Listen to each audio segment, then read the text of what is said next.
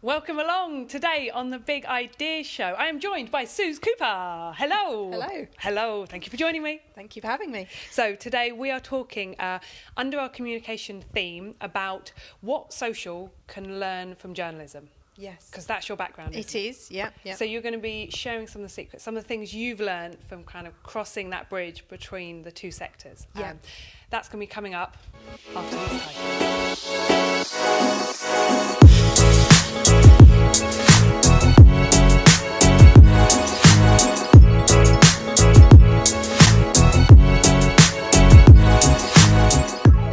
Suze. Hello. Hello, you're in the hot seat. I am. How does it feel to be on the other side? I'm not sure I like it very much. Because you're a journalist by trade, aren't you? That's originally. right. And so you're used to being the one interviewing other people. I feel far more comfortable asking the questions than sitting here getting ready to answer them. It has to be said, yeah. The spotlight is on you. It is, yeah. Okay. So I'm just going to give some context for why I wanted to get you on the show, and then we're going to go into some quick fire questions. Okay. So it kind of really, because we met kind of Kent Digital. So thank you, Luke, for inviting me. Yep. Otherwise we wouldn't have met, and we wouldn't have had wonderful Suze helping out with TEDx Folkestone. Yes. And something that I was really impressed with you when you came on board, because you came on board slightly later, Yeah. and you just kind of grabbed it and went, right, come on, let's go. And especially in the week, 2 weeks running up to it, Yeah. where before kind of, and sometimes in marketing as a whole, it can be, the temptation is to plan and strategize and all this kind of stuff. You just went, right, come on, we're doing a video right now and let's record this audio. And you just kind of kept coming up with these ideas, and we did it then and there, which was awesome. And I really loved. And it kind of got me thinking, you've got a different mindset because you come from a journalist background where things are different compared to social media, which maybe a lot of people come from a marketing background and then have started doing that. So I guess, do you want to give us a very quick kind of overview of that for you? Yeah. And then we'll go into more depth in a bit. But. Yeah. I think kind of for me, certainly with TEDx Folkestone, it was a very natural feeling that there was just kind of this massive source of story. That was all I could really see in working with TEDx Folkestone. There was such a rich tapestry, lots of different people, lots of different subjects being spoken about. And, there's a story behind each and every one of those people, and also within their talk, the reason why they came to be involved in TEDx Folkestone. In fact, there were so many different threads jumping about that you could kind of jump down and look at. That it was all I could do to kind of rein myself in and work out exactly what it was that needed to be sent out on social. From my point of view, as you say, I've kind of started out in journalism. I worked on a local newspaper for many years and then crossed over into radio. And more recently, I've been training as a social media manager, and so that's what I'm now doing. As you say, there's kind of very much what I'm learning in social media is that a lot of people come from a marketing background rather than a journalistic background, and I hadn't really realised that the way that I approach social media is slightly different perhaps to someone who has a marketing background. Yeah. Because as with TEDx, as with TEDx Folkestone, I can see the stories that are there, and what I feel I'm doing really is just reacting in exactly the same way as I did as a journalist, with that kind of news sense almost, and just distilling that down, working out what the story is, and then using the variety of really exciting apps and different things that are out there to create this really rich content from those stories. And I'm a bit of a geek, so I really love all the different things you can do with kind of video and audio and looking at animations and all that kind of thing. And that's all that content creation. So it really is a meeting of my creative geekiness and my love of finding that story and the essence of what's going on. That I think has really kind of given me a buzz in social media. Absolutely. This is really great, and we're going to go into more specifics of kind of some of the stuff you've learnt kind of through doing journalism in various forms that you and how you apply it. And I think there's going to be some quite useful kind of tips and ideas for people really, but we've got to do the quick fire questions first. Okay. Otherwise we'll get carried away in conversation. I know we will. Okay. So first word that comes to your mind. Blue.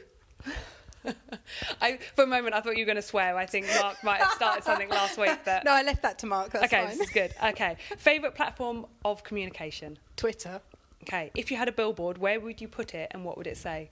Oh, I would put it in Trafalgar Square and it would say, better done than perfect. And on the other side, it would say, be yourself. Oh, sneaky, but I like it. You've still got, it's still one billboard, right? Yeah, yeah. So, It's two okay, sides. I'll give you that one. Yeah. Okay, most important thing for good communication? Most important thing for good communication, being specific, getting to the point. Nice. Do you speak another language? And if not, what language would you like to learn? Gibberish most of the time. What language would I like to learn? Sign language. I've been trying to learn it for years. Awesome. Nice one. Okay, the hard one, video or podcast? Podcast. Okay, well, I guess you've got radio background, so you've got to say that right. Okay, biggest communication challenge? Oh, I think there is always a challenge in thinking about who your audience is for each specific thing that you're creating. Mm-hmm. So I think that's a challenge each time you create something, to remember that you're not actually speaking to exactly the same person as you were the last time, perhaps. Yep. Dependent on a whole variety of things, which we'll probably go into a bit more detail later on. Yeah, no, but that's a good the platform or the way in which you're communicating it. Time of day even. Absolutely, yeah, absolutely. That's good, cool. Okay, favourite word? Plinth. Plinth. Just sounds nice. I like it. Sounds like that's been your favourite word for a while. Has. My quickfire questions are not so silly anymore because this is good. Okay, most inspiring way you like others to communicate with you? Oh, visually. Okay. So through certainly since I've been working with social media, there's such an array of different visual tools to grab your attention. Whether that, I don't know, it might be video. I mean, Instagram grid. Oh, love it. But it's such a different way of communicating, and I think it can be really powerful. Okay, nice. And how do you like to communicate to inspire others? Oh, with a quirky edge. Ooh, okay. I like to try things that are a little bit different. Yeah. They're not always guaranteed to work, but I like to experiment a little bit and try something that's a bit different. And actually, I think there's kind of value. You can take learning from that, whether it goes well or whether it doesn't. Certainly for social media, a lot of it is reflecting, refining what you're doing, revising it, and doing it again, as I'm sure kind of lots of people tell you in social media. But I think. Okay, so experimental. Yeah, okay, I like that. That's good. I would agree with you on that. I think that's a very good call.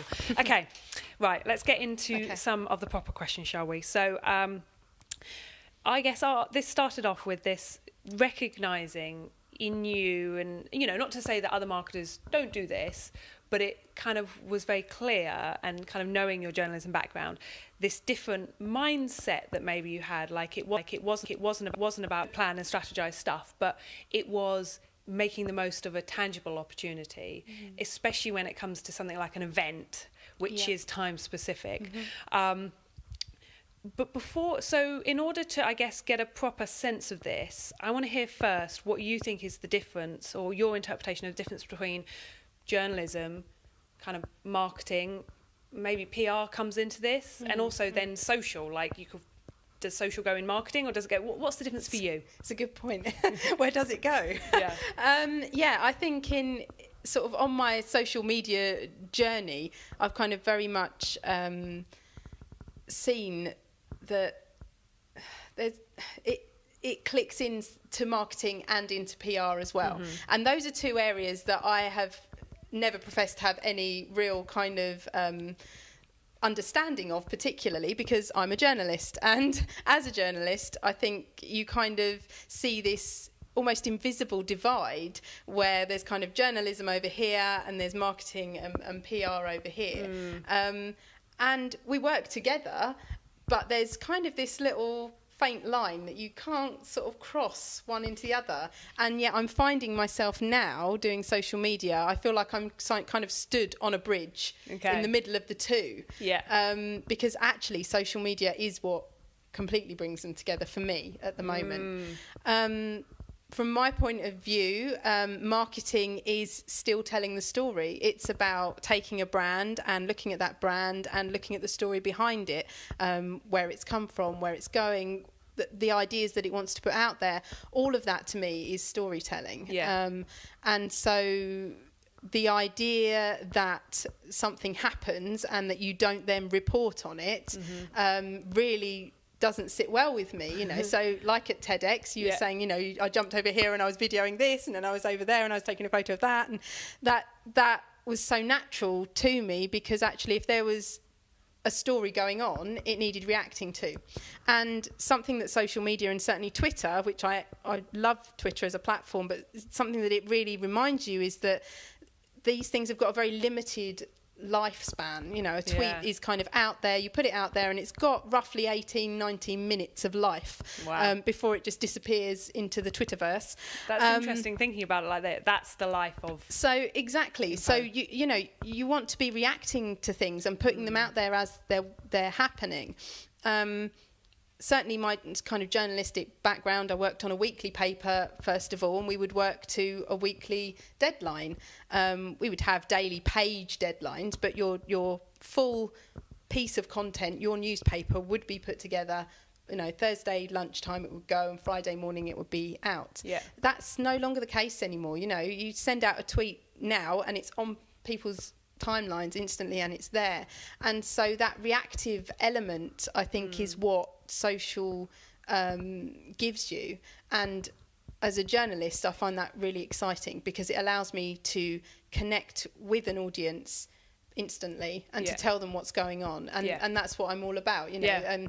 A journalist, you're looking for that story, you want to tell people what's happening in the now, you know, and anything more that follows that, but you can do that really easily from your phone and quickly now. So it sounds like, I think, and when we were talking before, I didn't kind of hear this, but now I'm really hearing this, you know, a marketing mindset might be, you know, you're thinking on a campaign basis, or probably like a year, you know, like what's your year strategy versus journalism. That mindset is quicker, it's short, it's reacting to stuff as opposed to pre-planning and putting stuff out. I think when I worked on the paper, we would certainly, you know, look towards planning certain things that we wanted to cover, certain events, certain features that we wanted. You'd be given a couple of weeks to work up a feature and find the photos and put it all together.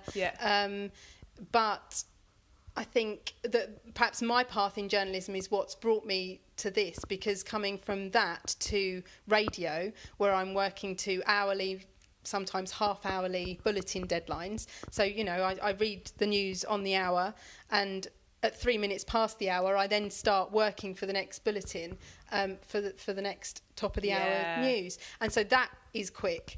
And social media is even quicker than that. So I think perhaps my journey has highlighted to me how quickly news can be put out there. But I think the fact that social is so accessible and people just have access to it in their pocket on their phone, you know, it makes journalists of everybody, really, because you can report on what's going on outside your front door just by tweeting it. You know, report on your dinner, having sausages tonight. And that's the kind of thing. It's, you know, that's the story. It's still a story. And which was why kind of, you know, talking to you and kind of some of the things that you do and some of the lessons and the skills you've got as a journalist were really interesting, because, exactly what you said, it's quicker, it's telling a story, and if we can all think like that, then we can be much more engaging, tell better stories, whether it's about our dinner or whether it's about a business. Absolutely. So I want to ask you now some of the specific kind of skills I think that you learned from various experiences and your kind of past things you've done based on us chatting beforehand. So you said there about kind of radio doing the hourly deadline you had to kind of be working to. It's very quick getting stuff out, and also kind of going, you have to run with what you've got at that time, like when that hour is tick tick tick gone.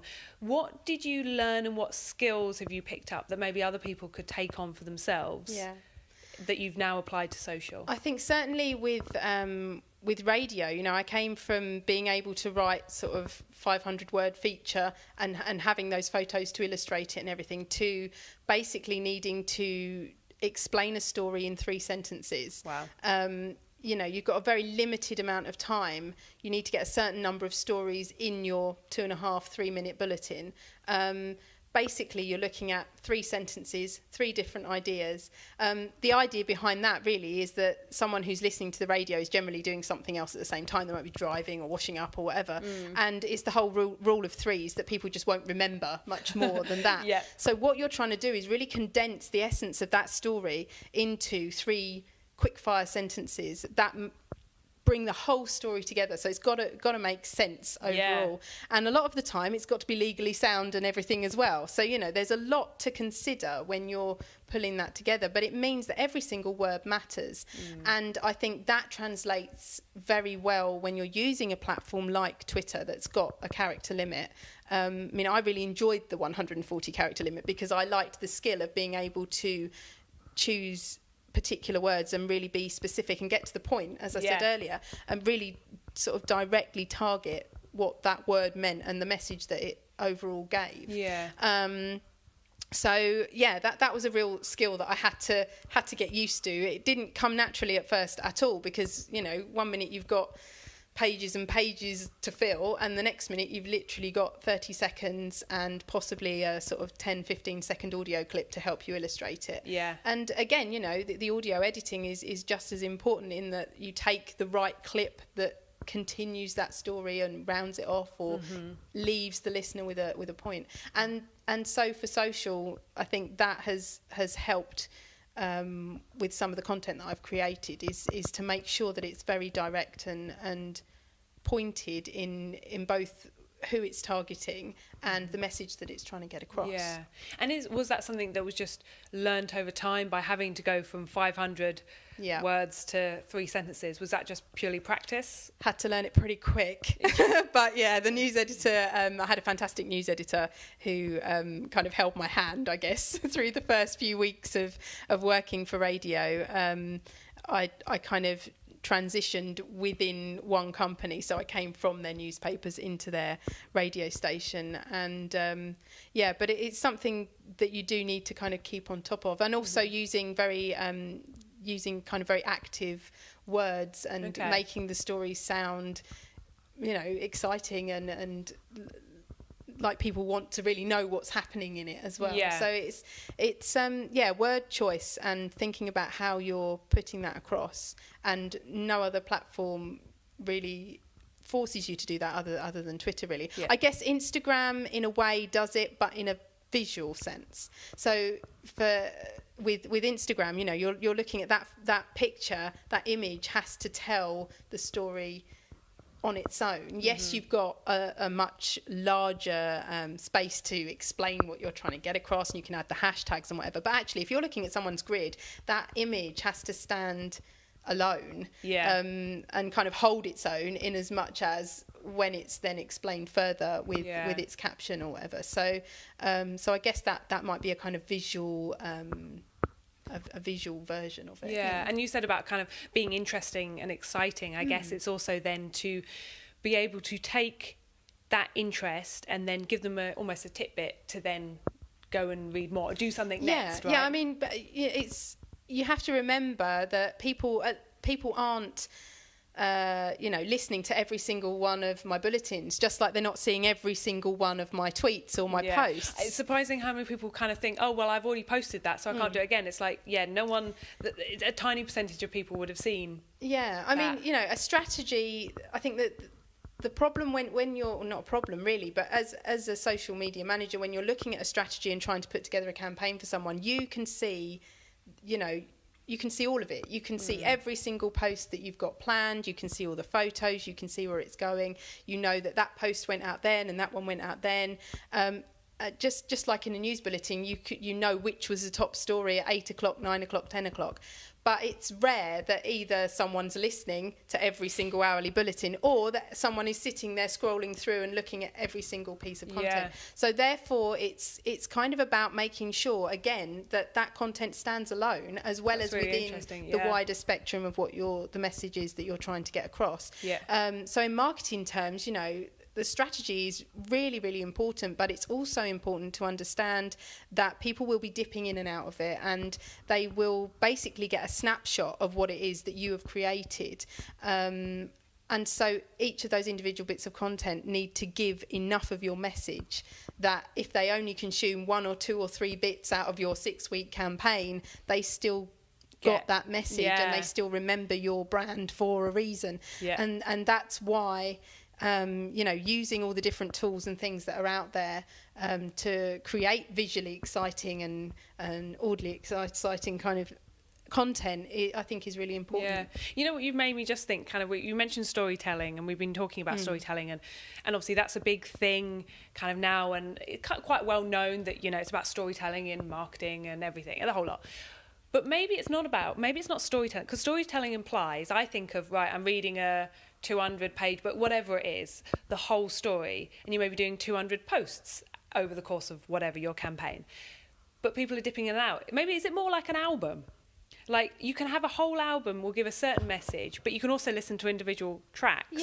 And they in themselves give you something. I guess a story, as you say, you kind of imagine a beginning, a middle and an end.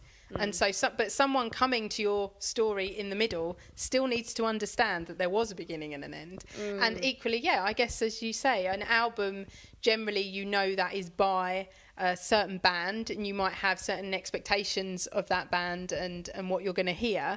But each individual song will be part of that bigger piece. It's probably quite a good analogy. A different way. Not about storytelling anymore. It's about albuming. I don't know. Songwriting. It's about compiling compilations. Yes. Exactly. Okay. We've covered quite a few of the questions already. What about the different kind of the nature of different types of content versus different mediums? Like we've touched on briefly, we were talking before about kind of newspaper and how obviously just the practicalities of getting that out means that it's kind of not able to react as quickly. But how do you think that is going to either has or is going to more and more affect the type of content that we see on different mediums, and how we can maybe tailor that to get the most out of, I guess, what we want to say, what our story is and how we get our story across? I think there kind of is still a place for that traditional kind of written word. I think even if it's just in terms of people being quite nostalgic for that, and also, you know, there's always this kind of argument that people want to pick up the newspaper and they want to read it and they want to flick through it, but whether or not the content in there remains as it is at the moment, in that you pick up the national paper and you expect to see the latest news in it, or maybe you don't nowadays actually. Maybe that becomes more of a platform for your in-depth reporting, your researched pieces, your long-form journalism. You know, instantly with the rise of kind of 24-hour news, there was very much a kind of shift.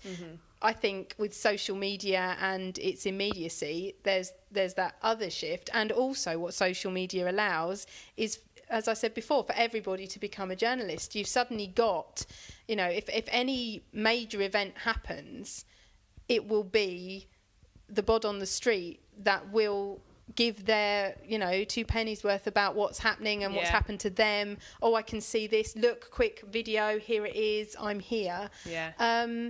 And so it makes journalists of us all, really.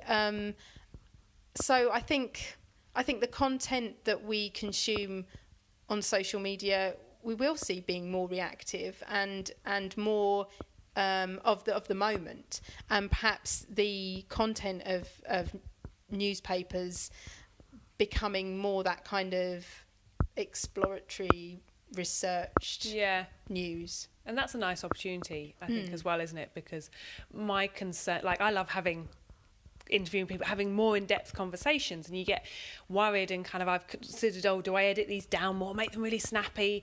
But I go, but no, but then you lose something. And it's not to say it's anything, I love kind of quick, and I consume quick content, but also there's always a place for more in-depth stuff and to really get under the skin of something. So, you know, it'd be quite hard to get this video onto a newspaper, but it's that idea that there still is a platform for long form. I think if anything, obviously it's the web and newspaper websites which will kind of eat into traditional journalism more than social media, just because, you know, those longer pieces can be put up on your website as a web page.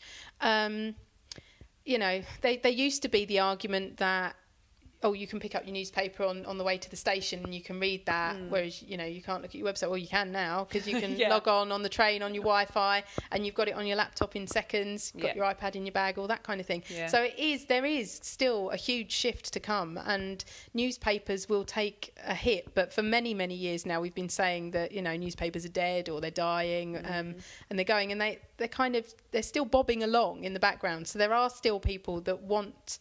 As long as there are still people that want to pick them up and buy them, they will still be there. Yeah. But there is very much, you know, social media and the web are very much a stream that's overtaking them and that's running alongside them at the moment. And they have to change and adapt and evolve. Like you said at the very beginning, kind of experimental, right? Stuff's changing all the time. So, okay, this is really good stuff. So we're just going to finish with... any final tips that you'd give someone, be it, you know, that is doing their social, does find themselves getting sucked into that planning, and then maybe missing, and then feeling like they've missed out on things because they're not being reactive? What would your advice be to them of how they can think more like a journalist? I mean, don't get me wrong, I think there is definitely, you need a backbone to any campaign. So I think, you know, I schedule posts. I think that gives you a structure, and that gives you your message. That ensures your message is going out there. But I think it is about looking around in the moment and seeing what's happening and questioning it. Okay. So it is about asking why that's happening, what you want to come from that, and what it will look like once that happens. And there you have 3 bits of content. Okay, nice. Because you've got your beginning, your middle, and your end. They're all about one thing. So hopefully you would then, anyone dipping in and out will see that it's part of something.